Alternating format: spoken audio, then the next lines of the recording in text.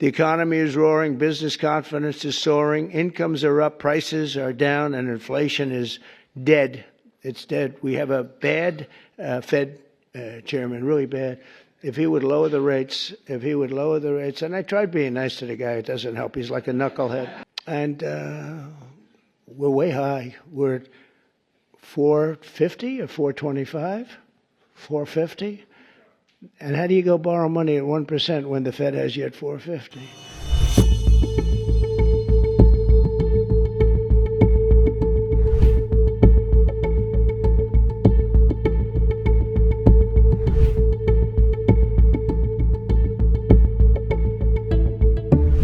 I think that the Fed is going to resist the urge or the call by the president to cut rates that low. I think that the Fed is likely to start cutting rates once again later this year, but I'm not sure if they're ever going to need to get as low as 1%. So while the president can push for it, I think that the Fed might offer some resistance. The economy would have to be in dire straits in order to justify 1% rates. At the Federal Reserve Board, we know that John Williams has talked about how there is a risk that in the future, we might get back to that 0% lower bound. That would probably require a deep recession, some sort of financial catastrophe, or deflation. And I don't think that we have any of those scenarios on the horizon. Chair Powell is really just trying to be the mouthpiece for the committee, so for that broader group at the Federal Reserve. They went on pause back in December. I think that they would be justified in cutting rates at the July meeting. We've seen that the unemployment rate has moved slightly higher.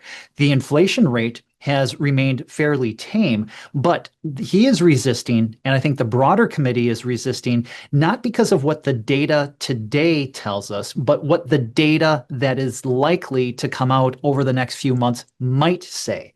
And if we do see an increase in inflation due to tariffs, then they will feel justified in staying on pause. The only thing is that I'm not sure that we're going to see as much inflation as fast as what the Fed fears. Today's CPI numbers really did show some inflationary effects from tariffs, but not a lot or anything that I think that the Fed would justify a continued pause. I agree that the Federal Reserve, the independence of the policymaking is really important.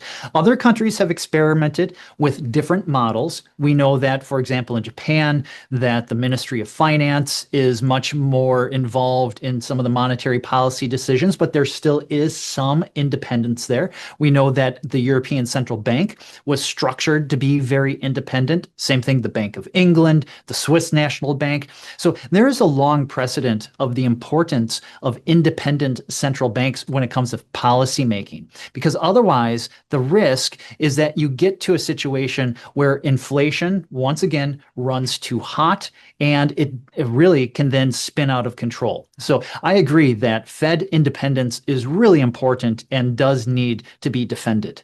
I'm terrible at reading minds, but if I had to guess, I think that when President Trump looks at other countries' interest rates, like where they are in the European Union and in Switzerland, that those rates are lower, and he thinks that maybe our rates should be as low. And if you do the math, in terms of the amount of interest that the U.S. government pays on debt. Right now, the average interest rate is around like 3.25% to 3.5%. If we were to see the Federal Reserve be able to cut rates down to 1%, well, then all of a sudden, that can really move the needle in terms of the amount of government spending on interest and the effects on the deficit. Now, would 1% be justified from an economic perspective in terms of growth and inflation? I don't think so. But in terms of from the budgetary effect from the government, I can understand why the president would be pushing for that type of rate.